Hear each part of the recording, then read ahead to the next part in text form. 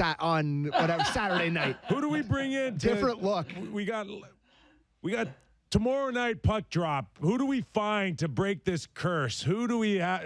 Come on. We need a shaman. Yeah, shaman. We need a shaman. witch doctor. We need someone in there. I don't know what we need. Get to the yellow pages, please. God, it's just Princess Cleo. I don't want to believe in this stuff, boys. I really don't want to believe in it. But Then I don't. do. Yeah, Kipper's right, Sammy. Kipper's right. How about just cleaning up a few things?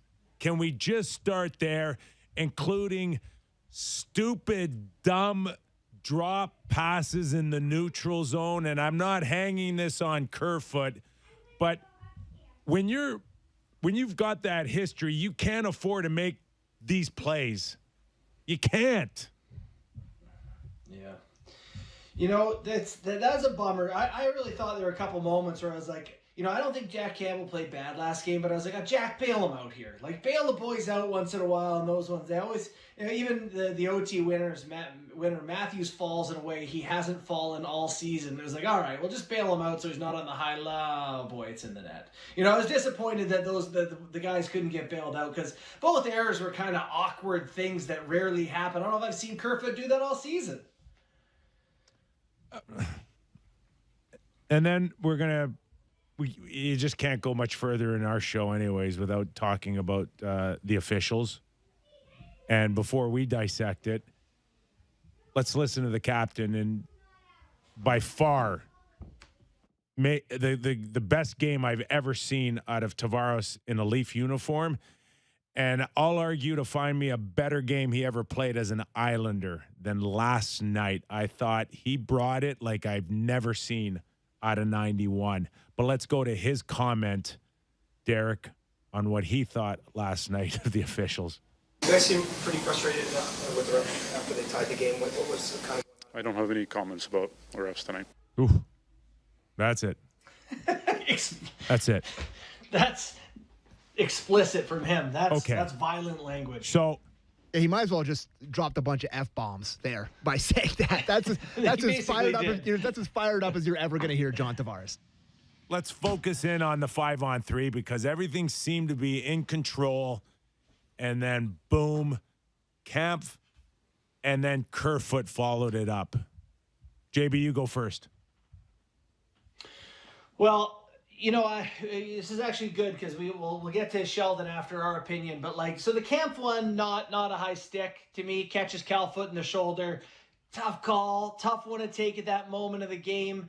The Kerfoot one is kind of awkward, and the stick gets brought up by Hedman into his face. But it's Kerfoot's stick. It's in his face. You got to control your own stick. So, I mean, they're penalties most of the time, most of the season. I don't think there's any way the ref is like, aha, I'm gonna stick it to the Leafs. They got a couple of tough plays that happened at the wrong time. It's kind of the way the sport goes. That's why we play best of 7, Kipper. Let's go to Sheldon Keefe, and then Sammy and I will pick it up. In that moment, it's tough to take, right? I mean, but I have the benefit of a slow motion replay. Officials don't, so they're in a tough position. But yeah, certainly it's a tough one to take, but it's the way the game goes. God, you just hope there's some officials that listen to him and go, the guy never buries us. He never does. Never buries us. Always nice. And God, he's giving us outs where he's got the luxury of seeing a replay and they don't. And can it please just bounce our way once because of it? I want to sit here so badly and join my Leafs Nation brethren and just bury the officials. I want to be as mad as everybody is in my life about the officials and the texts and everything I've been fielding about it. But the one on Kampf is a borderline impossible call for the ref to not make. So you see, it's depending on where the guy is on the ice and you're on the backside of him, you see the stick up by the shoulder, which is dumb in the first place. You can't have your stick up that high. He snaps his head back. It's a bang-bang play. It's a fast game out there. The ref puts his arm up. He has to make a snap decision, and everybody's killing him for it. And the other one, Kerfoot, get your stick out of his throat. Like, what are you doing? Wow. I understand that. Listen, I understand that the Zapruder film is out there, and it's a tough video to watch, and it's hard for me to see it. It's really breaking my heart to look at it. but it's an impossible ask for the ref to nail that call. It looked like a high stick. Didn't you guys both think it was a high stick in the moment? Are we talking just specifically Kerfoot? No, I'm talking about Kampf, the one that's the phantom. Everybody, he put the arm up, and I was like, oh, he obviously high sticked him. I thought it was a high stick, and they have to make that call in the moment. They don't have the benefit of the, like Keith said. Anyway, sorry. I've seen some takes out there. It's the Kerfoot probably bothered me a lot more. And from a call perspective or play perspective? Just not putting yourself in a position to have that stick come up. Like, first of all, he's 6'6". Kerfoot's what, 5'11", 6 feet. You're never gonna win a physical battle against that guy. So it's paramount that you just are controlling your space and the ability to maybe find the puck.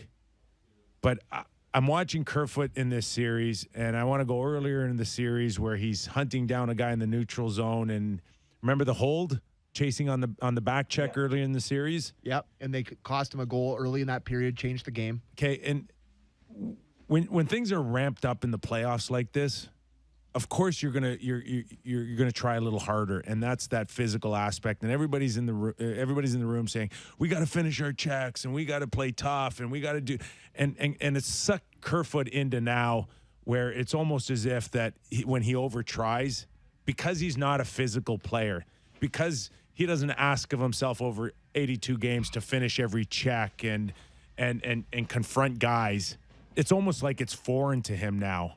And now he's taking bad penalties. And it's like, no, you are a guy that needs to go north-south. And that's it. See, okay, I'll give you that it's he's taken a couple of bad penalties here, but that same overtrying you're talking about to me has made him a way more effective player than he's been in the regular season. Like, I think the playoffs works well for his style and his skating and his willingness to get inside. Can you keep that and just stay out of the box and stop taking like dumb penalties? Can we just get him to do that? Yes. That's it. I'll buy into what you're saying, but just don't overtry to the point where, it sucks some oxygen out of your brain and all of a sudden you got the top of your blade underneath Hedman's chin. Yeah. That's all. What you're talking about is that he's probably sniffing for offense. Like a lot of these guys doing the PK thinking, hey, if I can pick his pocket here, like our PK creates offense, right? Like it is that little bit of too much. And I agree that at times, and that was one for sure, where you're not going to get anything out of wheeling the puck off Hedman down there. So just back off and play, get into your forecheck. It was a tough night for Kerfoot. Let's face it. And there's a couple of chances maybe you could redeem